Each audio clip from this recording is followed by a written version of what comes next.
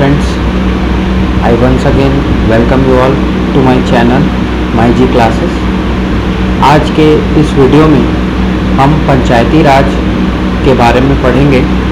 तो पंचायत सिस्टम्स जो भी इंडिया में लागू हुआ उनके बारे में आज हम डिस्कस करेंगे। तो लेट्स मूव ऑन।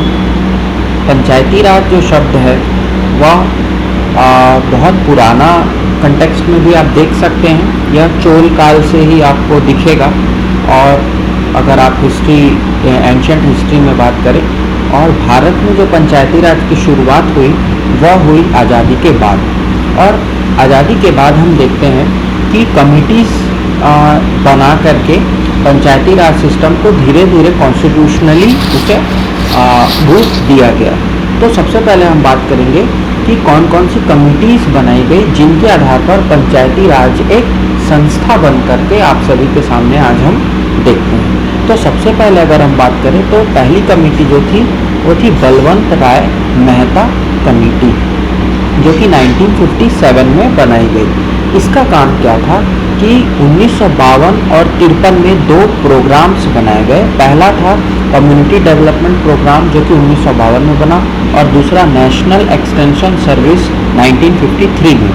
इनकी वर्किंग को वो रिव्यू करने का काम, एग्जामिन करने का काम बलवंत राय मेहता कमेटी को दिया गया, जो कि 1957 में बनती हुई दिखती है। तो वो कमेटी ने अपने कुछ सजेशंस रखे। उन सजेशंस में उन्होंने कहा कि एक 3 स्तरीय पंचायती राज सिस्टम होना चाहिए। तो तीन स्तरीय पंचायती राज सिस्टम में कौन कौन से होंगे? तो ग्राम पंचायत जो विलेज लेवल पर होगा, पंचायत समिति होगी वो ब्लॉक लेवल पर होगी, और जिला परिषद जो होगा वह होगा आपका डिस्ट्रिक्ट लेवल पर। तो तीन स्तरीय कमेटी ने सजेस्ट किया पंचायती राज सिस्टम। अब उन्हें इलेक्शंस जो थे वो इनडायरेक्ट इलेक्शंस की बात उन्होंने कही।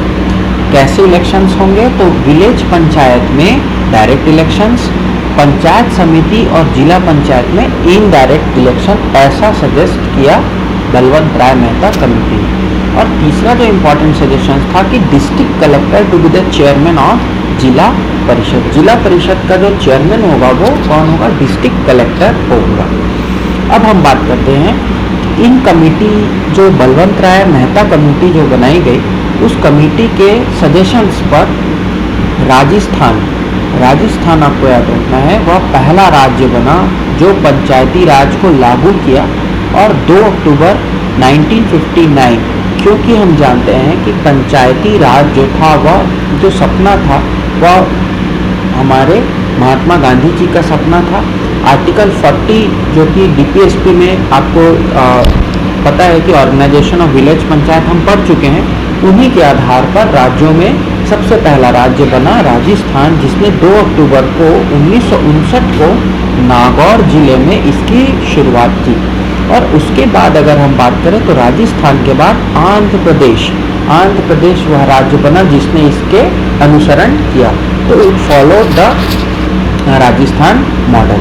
देन नेक्स्ट हम बात करते हैं कि ये जो कमेटी, अगली जो कमेटी आती है वो आती है 1977, जो कि 20 साल के बाद आती है, और उसका नाम है अशोक मेहता कमेटी। 1977, 20 साल के बाद बलवंत राय मेहता, देन अशोक मेहता।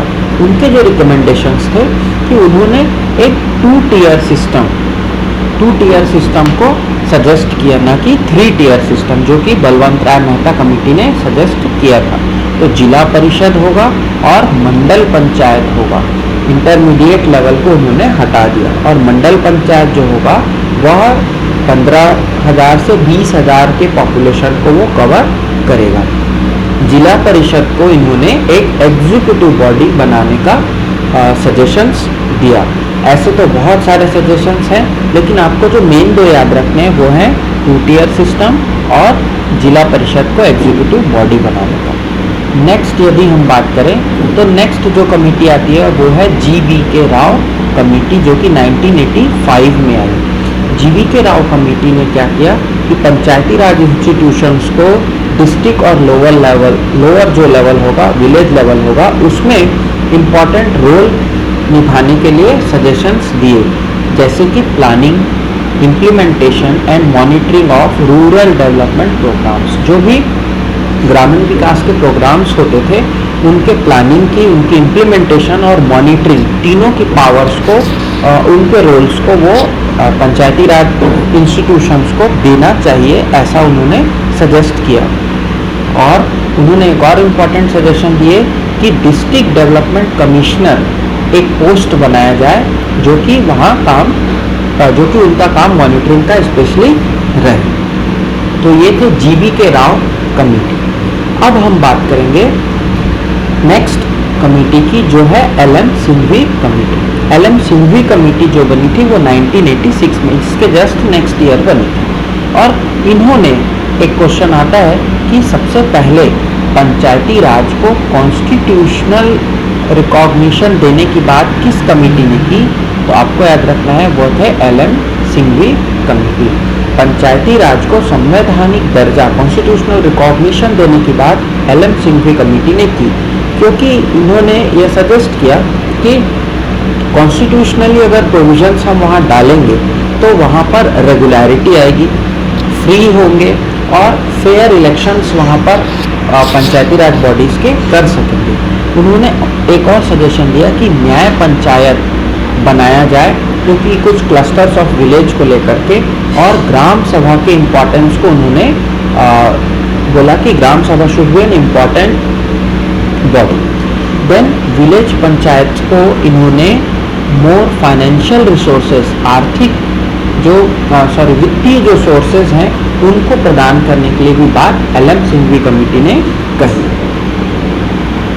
तो ऐसा कर हम देखते हैं कि LM सिंघवी कमेटी जो कि 1986 में आई, उसके बाद जो कमिटीज़ आई उन कमिटीज़ ने बहुत सारे रिपीटेड रिकमेंडेशंस दिए।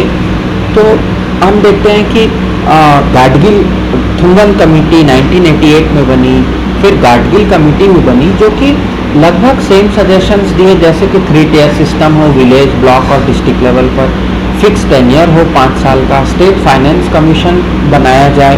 तो ये सारी कमिटीज़ ने सेम सजेशंस दिए। लेकिन हमको याद रखना है कि कॉन्स्टिट्यूशनल प्रोविजंस देने के लिए जो कमेटी थी वो थी LM सिंघवी कमेटी।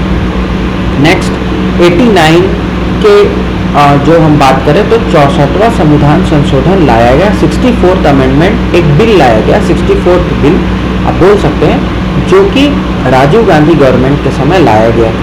वहाँ पर उसे लोकसभा में पास जरूर किया गया, लेकिन राज्यसभा में वह फेल हो गया, पास नहीं हो पाया, जो कि कॉन्स्टिट्यूशनल प्रोविजन देने के लिए पंचायती राज को बनाया गया था।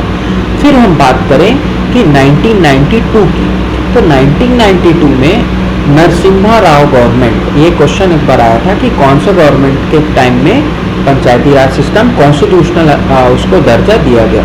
तो 73rd अमेंडमेंट एक्ट लाया गया 1992 में, ये लाया गया था नरसिम्हा राव गवर्नमेंट के टाइम पे, और उस एक्ट के तहत पंचायत को संवैधानिक दर्जा, कॉन्स्टिट्यूशनल प्रोविजंस प्रोवाइड किए गए। पार्ट 9 जोड़ा गया कॉन्स्टिट्यूशन में, और आर्टिकल 243 टू 243O यहाँ तक के आर्टिकल्स दिए गए, जो कि पूरे के पूरे डेडिकेटेड थे पंचायती राज सिस्टम के। और 11वां शेड्यूल, 11th शेड्यूल भी जोड़ा गया, जो कि 29 फंक्शनल सब्जेक्ट्स को कवर करते हैं, जो जिस पर पंचायत को अधिकार हैं और पावर्स दिए गए हैं।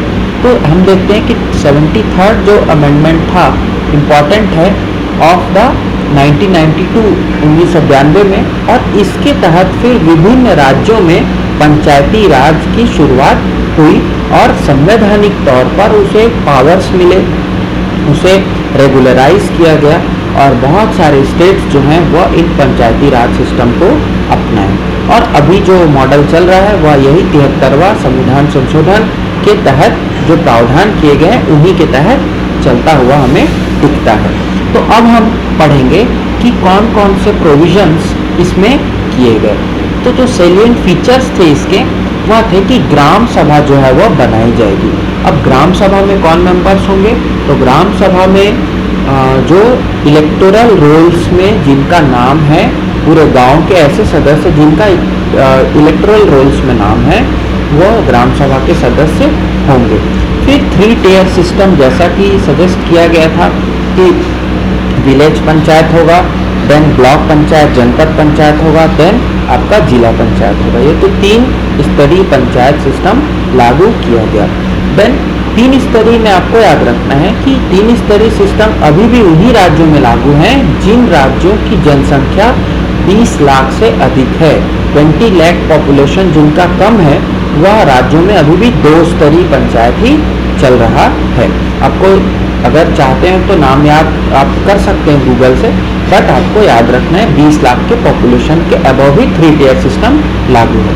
Then elections of the members, आपको पता होगा कि जनपद और जिला पंचायत के जो सदस्य होते हैं उनका चुनाव डायरेक्ट होता है, लेकिन अध्यक्ष और उपाध्यक्ष के जो चुनाव है वो इनडायरेक्ट होते हैं। और विलेज लेवल पर ये प्रावधान किया गया 73वें संविधान संशोधन में कि विलेज पंचायत के जो मेंबर्स होंगे उनके जो इलेक्शंस होंगे वह पूरा का पूरा राज्य जो है वो निर्धारित करेंगे। देन हम बात करें रिजर्वेशन ऑफ सीट्स की। सीट्स का जो रिजर्वेशन है, वह रिजर्वेशन जो लागू किया गया वह 1/3 जो सीट्स हैं, 1/3 जो सीट्स हैं वो वुमेन के लिए, महिलाओं के लिए लागू किए गए। और एसटी और एससी पॉपुलेशन को उनके आधार पर सीट्स जो है वो रिजर्व की गई। तो उनके प्रपोर्शन ऑफ द पॉपुलेशन को डिपेंड करेगा कि कितनी सीट्स उन्हें दी जाएंगी, रिजर्व की जाएंगी। और आपको याद रखना है कि ड्यूरेशन, तो जो पंचायत का जो ड्यूरेशन था वो नॉर्मल 5 इयर्स का था। अब 5 इयर्स के बाद यदि पंचायत जो है वो नए फॉर्म होगी, इसके पहले यदि पंचायत का जो है वो किसी कारण से विघटन हो जाता है, डिसॉल्व हो जाती है, तो फिर जो नए इलेक्शंस होंगे वो पंचायती जो पंचायत के नए इलेक्शंस होंगे, तो नई जो पंचायत बनेगी वह पंचायत केवल उस 5 साल के ड्यूरेशन तक ही चलेगी। मान लीजिए 2.5 साल में पंचायत जो है वो डिसॉल्व हो जाती है, तो अगले जो 2.5 साल होंगे नई पंचायत के लिए केवल उतना ही कार्यकाल होगा, उन्हें 5 साल और नहीं मिलेंगे। लेकिन आपको याद रखना है कि यदि लास्ट के 6 महीने बचे हैं, मतलब 4.5 साल तक वह पंचायत काम कर चुकी है और अंतिम 6 महीनों में यदि पंचायत डिसॉल्व होती है तो उसके लिए फ्रेश इलेक्शंस नहीं कराए जाएंगे। ये आपको याद रखना है ड्यूरेशन ऑफ पंचायत में। देन हम बात करते हैं डिस्क्वालिफिकेशन की। तो डिस्क्वालिफिकेशन उन्हीं पर्सन्स का किया जाएगा जिन्हें किसी लॉ के द्वारा स्टेट लेजिस्लेचर जो है वो उनके क्वालिफिकेशन को रोकें। इसमें पूरा का पूरा जो डिस्क्वालिफिकेशन का जो टर्म है वह राज्यों को अपने अपने डिस्क्वालीफाई होने के लिए प्रावधान बनाने को निर्देश दिए गए और समय समय पर राज्य उनमें जो है वो संशोधन करते रहते हैं। देन स्टेट इलेक्शन कमीशन, राज्य में चुनाव आयोग की स्थापना की जाएगी। यह 73वां संविधान संशोधन में कहा गया। राज्य चुनाव आयोग की जो कॉन्स्टिट्यूशन होगा, जो बनेगा, वह गवर्नर के थ्रू किया जाएगा और गवर्नर जो है वो इलेक्शन कमिश्नर को अपॉइंट करेंगे। ये आपको याद रखना है। और इलेक्शन कमीशन जो स्टेट होगी उसका काम ये होगा कि पंचायत के चुनाव कराना, उनके लिए इलेक्टोरल रोल्स तैयार करना, allocation of the symbols and और जो उनके हम नामांकन जो कराते हैं वो सारे चीज़ पूरा का पूरा प्रावधान जो है वो स्टेट इलेक्शन कमीशन को ही करना पड़ेगा। देन हम बात करते हैं पावर्स एंड फंक्शंस की। तो जो 29 सब्जेक्ट्स, फंक्शनल सब्जेक्ट्स जो कि शेड्यूल 11 में बताए गए, उन सभी के तहत पंचायत जो है वो अपने कार्यों को करेगी और उनके तहत उन्हें शक्ति प्रदान की गई है। तो पंचायती राज सिस्टम में आपको इतनी बातें तो बिल्कुल से याद रखनी है। अब हम बात करेंगे कि 92 में जो पंचायती राज लागू हुआ था वह कुछ राज्यों में जहां पर शेड्यूल्ड एरियाज हैं जो कि शेड्यूल 5 के तहत आते हैं, उन पर लागू नहीं किया गया था। तो ऐसे राज्यों के लिए एक और एक्ट लाया गया जिसे हम बोलते हैं panchayat extension to scheduled areas act of 1996, जिसे हम पेसा एक्ट भी कहते हैं। तो पेसा एक्ट जो बना 1996 में, वह पंचायतों के जो कानून थे, पंचायतों के जो प्रावधान थे, उन्हें शेड्यूल्ड एरियाज, अनुसूचित क्षेत्रों तक एक्सटेंड करने के लिए बनाए गए। इसमें कुछ विशेषाधिकार दिए गए हैं। यदि आपको कोई नया अनुमोदन कराना है तो वह आपको पूरी की पूरी ग्राम सभा को अनुमोदित मतलब प्रावधान पास कराना पड़ेगा। इसमें ग्राम सभा को बहुत सशक्त बनाया गया है और इसमें जो ग्राम सभा की बैठकें हैं उनके बारे में भी बहुत सी बातें अलग से बताई गई हैं। लेकिन बहुत ज़्यादा आपको डिटेल में अगर पढ़ना होगा तो आप पेसा एक्ट को पढ़ सकते हैं। लेकिन यहाँ पर आपको याद रखना है कि पेसा एक्ट जो था वो शेड्यूल्ड एरियाज के लिए लाया गया था। और हम यदि ग्राम पंचायत, जनपद पंचायत और जिला पंचायत की बात करें तो 3 टियर सिस्टम यहाँ लागू होता है, जहाँ ग्राम पंचायत में सरपंच, उप सरपंच और पंच के पद होते हैं। जनपद पंचायत में अध्यक्ष, उपाध्यक्ष और सदस्य होते हैं और जिला पंचायत में अध्यक्ष, उपाध्यक्ष और सदस्य होते हैं। इन सभी के जो चुनाव हैं वह अपने अपने राज्यों में अलग अलग प्रावधान किए गए हैं और आपको अपने राज्य के हिसाब से इन सभी को पढ़ना चाहिए। लेकिन 73वां संविधान संशोधन की अगर हम बात करें तो वह जो मैंने आपको प्रावधान बताया, यह प्रावधान उसके तहत दिए गए थे। तो पंचायती राज सिस्टम में आपको आज के इस लेक्चर में इतना ही। नेक्स्ट लेक्चर में हम अर्बन लोकल बॉडीज़ की बात करेंगे, शहरी जो बॉडीज़ बनाई गई, म्यूनिसिपैलिटीज़ वगैरह की बात करेंगे। तो स्टे ट्यून, आप ये वीडियोस को देखते रहिए और चैनल को सब्सक्राइब, लाइक और शेयर जरूर कीजिए। Thanks for watching. Thank you very much.